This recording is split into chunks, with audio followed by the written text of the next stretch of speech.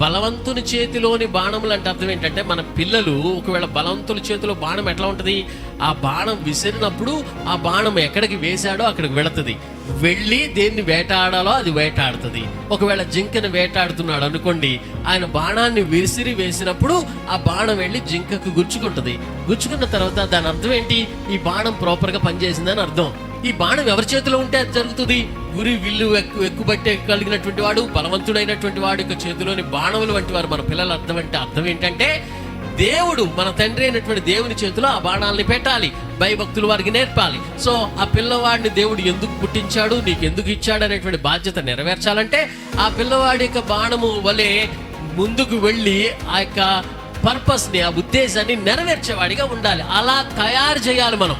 అలా తయారు చేయాలంటే తండ్రి అనేటువంటి వాడు మరి లెక్క అప్పచెప్పాల్సినటువంటి వాడిగా ఉన్నాడు. అంటే అర్థం ఏంటంటే, ఇప్పుడు తండ్రికి బాధ్యత ఉంది ఆ పిల్లల్ని పెంచడం అనేటువంటిది. తల్లికి మాత్రమే కాదు, తండ్రికి కూడా బాధ్యత ఉంది.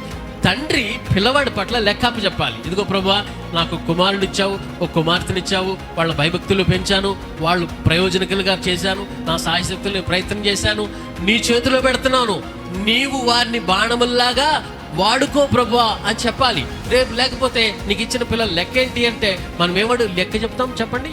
మన పిల్లలు మన ఇష్టం కాదు.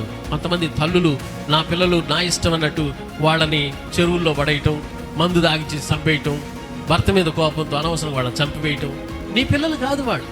నీకు పుట్టినప్పటికి కూడా దేవుని పిల్లలు వారు, దేవుని కోసం పెంచాల్సినటువంటి వారు. వాళ్ళ మాట వింటలేదండి, నేను ఫెయిల్ అయ్యానండి, నా పరిస్థితి బాగాలేదండి, నేను కూడా అట్లా చెప్పాలని ఆశ ఉన్నది, నా పిల్లలు కూడా మంచిగా పెరగాలని ఆశ ఉన్నది అని నీవు అనుకున్నావేమో. బట్ దేవుని చేతిలో పెడితే దేవుడు సమస్తం చేయగలడు. కొంతమంది పిల్లల్ని కని గ్రాండ్ మదర్, గ్రాండ్ పేరెంట్స్ దగ్గర, లేకపోతే ముసలోళ్ళ దగ్గర వదిలేస్తూ ఉంటారు. లేదు, దేవుడు అట్లా వదిలేయటానికి మీకు పిల్లలు ఇవ్వలేదు, అక్కడ పడేస్తారు. ఏం చూసుకుంటున్నారు ఏం తెలియదు. ఈ పిల్లల్ని కని కొద్దిగా పాలు మరిచేటప్పుడు పాలు కూడా మనం ఇట్లేదు, ఇప్పుడు తీసుకెళ్ళిపోయి అక్కడికి చేసేసి వీళ్ళు ఉద్యోగాలకు వెళ్ళిపోతున్నారు. ఎట్లా పెరుగుతాడు వాళ్ళు, ఎవరి దగ్గర పెరుగుతారు? కాబట్టి ఈ విషయాలు తండ్రిగా ఈ విషయాల్ని జ్ఞాపకం పెట్టుకొని దేవునికి లెక్క అప్పచెప్పాలనేటువంటి విధంగా ఉండాలి.